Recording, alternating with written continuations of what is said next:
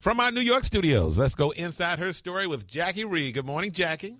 Good morning, Tom, Sybil, and Jay. Listen, you guys, for many women, divorce can not only leave you with a broken heart, but some serious credit problems due to your ex doing things like not paying his bills post-divorce. I met a woman who told me it took her more than 7 years to fix her credit after her divorce. But there are ways to protect yourself. I'm going inside her story with credit repair specialist Paul Oster, who is the CEO of Better Qualify. Good morning, Paul. Listen, now I would think it's during the marriage that a spouse can do the most damage to your credit, depending on what accounts you share.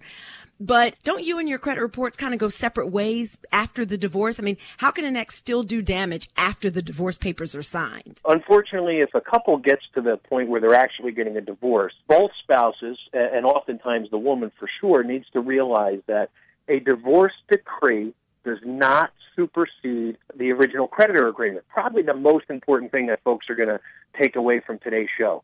What that means is if a judge orders a spouse to pay all of the credit card bills and their joint accounts, and let's say there's $100,000 worth of debt in those credit card bills, and the woman says, okay, well, if he's going to pay that, and that offsets some of the other monies in the marital settlement agreement, she doesn't take as much from a savings account or a 401k because he's responsible for $100,000. If he does not pay, she is ultimately responsible in the eyes of the creditor. And it's an amazing thing. They don't care what the judge says. If you have joint accounts, it is imperative that they get closed immediately, they get separated, and they get paid. You cannot take his word for it. Obviously, if you're going through a divorce, there were problems already. We see the damage every single day, and I listen to women pouring their hearts out, but the judge said. And it's an amazing thing to me that more people do not realize that. Now, is it mostly women that you hear from in these types of situations? Because a lot of women still let their husbands handle the finances and really don't get involved in that. Do you still see that happening? Very large percentage of our clients have come through a divorce, and oftentimes it's the woman who suffers more.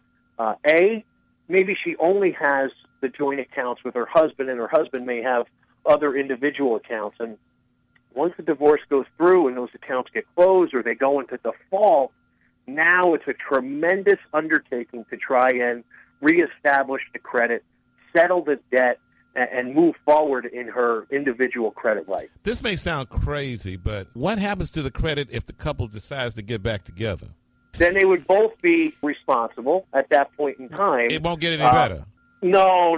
It doesn't. It doesn't have any effect. The marital status has no effect on credit, other than the fact that you may have joint accounts, together. So I speak all the time in front of groups, and I just tell them, congratulations, you're moving forward. You're going to get married, but you don't have to be married with credit. You can get the same credit cards, just get individual accounts, and you can pay those accounts out of a joint bank account.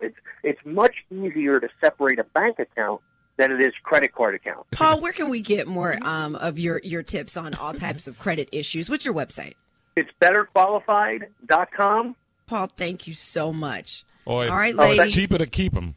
You said it, not me, Tom. .com. Paul, do you think prenups are smart? If you don't have a lot of money?